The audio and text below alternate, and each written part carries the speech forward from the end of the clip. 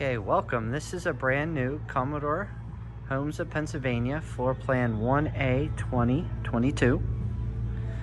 You enter your front door into a kitchen and eating area.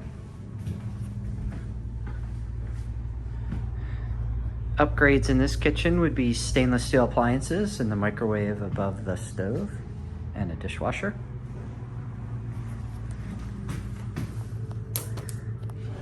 And you even get soft close drawers. Really nice upgrade.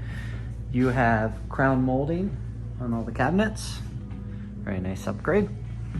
Open to your living room with choice of overhead light or ceiling fan. Pick out the cable locations. Looking backwards. Okay, coming down the hallway. A rear door.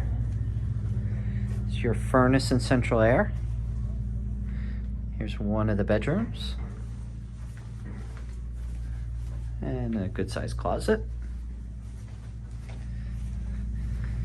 This is your laundry room. Laundry area, washer and dryer. Full bathroom.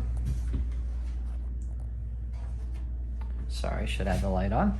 And stand-up shower. And here would be the master. Kind of a his and hers side of the closet. And a nice sized master bedroom.